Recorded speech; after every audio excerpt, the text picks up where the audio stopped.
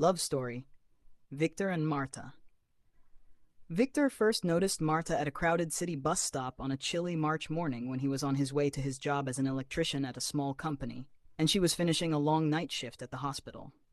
At first, they only exchanged polite nods and brief smiles, but day after day, those small gestures slowly turned into short conversations about the weather, work, and their favorite coffee spots. One rainy day, the bus was delayed, and they found themselves standing under the same small shelter for almost 20 minutes. Victor had brought a thermos of hot tea, and seeing Marta shiver, he offered her a cup. She laughed and accepted. And during that unexpected pause, they spoke about their childhoods, his memories of climbing trees and fixing radios with his grandfather, and her memories of helping her mother in the garden and dreaming of becoming a pediatric nurse. By the time the replacement bus arrived, they already felt like friends and agreed to meet again at a little cafe by the river. Their first meeting at the cafe felt natural and easy, and they talked for hours about favorite films, their parents, and their hopes for the future. Over the next few weeks, coffee dates turned into long walks through the old part of the city, visits to the farmer's market, and phone calls late at night. Despite their different schedules, they made time for each other. Marta sometimes waited for Victor outside his workplace so they could ride the bus home together, and Victor occasionally brought sandwiches to the hospital for Marta when she worked long shifts. Life wasn't always easy.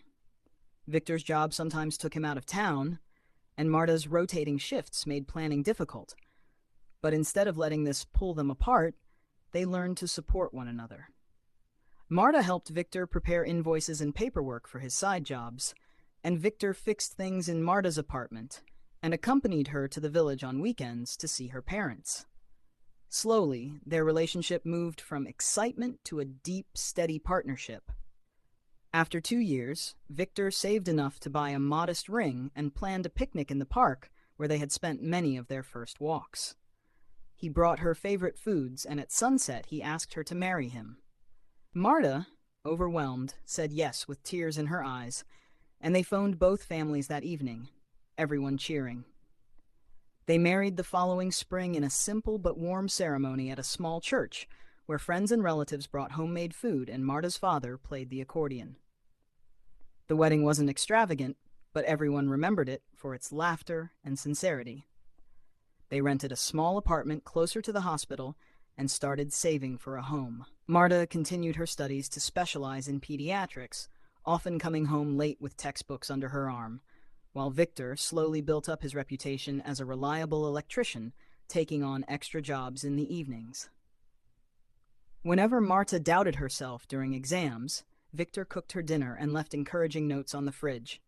And when Victor decided to register his own repair workshop, Marta helped him with forms, contacts, and even painted the new sign with him on weekends. They celebrated small victories. Marta's first publication in a nursing journal, Victor's first big contract, their first vacation together to the seaside. A few years later, they welcomed their first child, a boy named Andrei, and parenthood was exhausting but joyful. Victor took night shifts at his workshop so Marta could rest after the baby's arrival, and Marta adjusted her schedule to spend more evenings with Victor. When their daughter Sophia was born 2 years later, their tiny apartment felt even smaller, but their hearts felt full. They eventually bought a small house on the outskirts of the city with a garden. Victor built a wooden swing for the children, and Marta planted roses and herbs, and neighbors remember seeing them spend summer evenings outside drinking tea while the children played.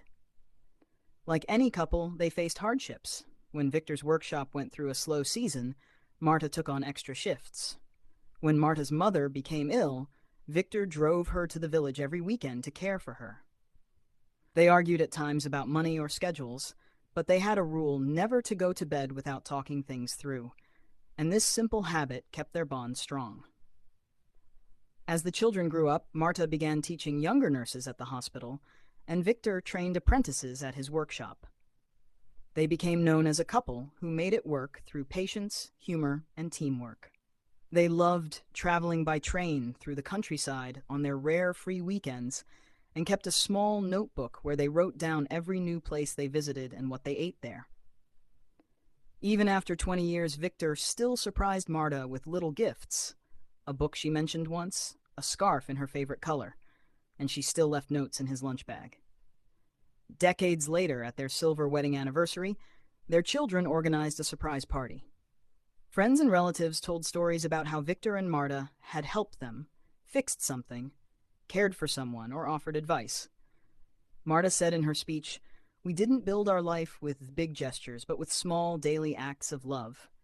And Victor simply added, "She was my home." After the party, with their children grown and starting their own families, they finally had time to do some of the things they had postponed for years. They began traveling more often, first across their own country, then to neighboring countries by train, sitting side by side at a window seat reading or simply watching the scenery roll past. On their first trip abroad, Victor surprised Marta by taking her to a small coastal town she had always dreamed of visiting, and she surprised him with tickets to a concert of his favorite band. Each journey became another page in their shared notebook of memories. Back at home, their little garden had become a haven.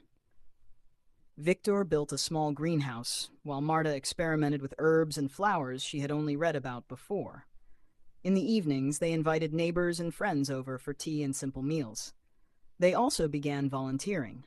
Marta offered free health checks for elderly residents, and Victor repaired electrical systems in community buildings for free. People in their neighborhood started to refer to them affectionately as the couple who still hold hands. Their children, Andrei and Sophia, grew up into independent, kind adults, and often came back on weekends bringing partners and later grandchildren. Victor and Marta became proud, gentle grandparents. They took the little ones to the park, baked cookies together, and built small wooden toys in Victor's workshop. Marta taught them how to plant seeds and watch them grow. And in these moments, they saw their own youth reflected back at them and felt how all the small choices and acts of care had built a family. As the years passed, Victor slowly handed his workshop over to a younger apprentice, though he still enjoyed tinkering with repairs in his spare time. And Marta gradually reduced her teaching at the hospital, focusing more on mentoring young nurses individually.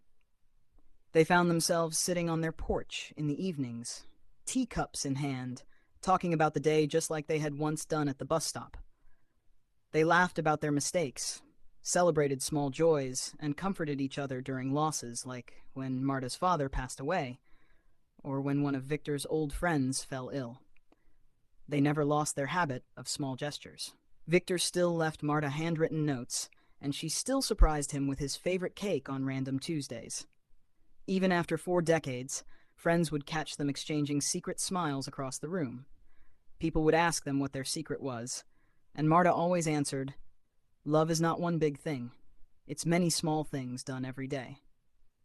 In their later years, when walking became harder, they would sit together by the window and read aloud from their travel notebook, remembering the sound of train whistles and the smell of sea air.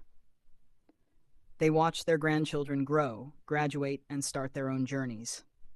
On quiet afternoons, Victor would fix an old radio or toy while Marta knitted nearby, both content simply to share the same space. Even in their very old age, Victor and Marta found ways to turn everyday life into something warm and meaningful. When they both turned 75, their grandchildren organized a small exhibition in the town library called Our Grandparents' Journey, and filled it with photographs, postcards, pressed flowers, and little objects Victor and Marta had collected over the decades. Standing among the displays, Victor squeezed Marta's hand and whispered that he still couldn't believe everything had started at a bus stop with a thermos of tea, and Marta laughed softly and told him she would choose that moment all over again. After the exhibition, they began writing their memories down, sitting together at the kitchen table every afternoon. Victor would tell a story about a trip or a person they had helped. Marta would write it out carefully, and then they would read it aloud to each other. Sometimes they included the voices of their grandchildren who asked questions and added their own memories.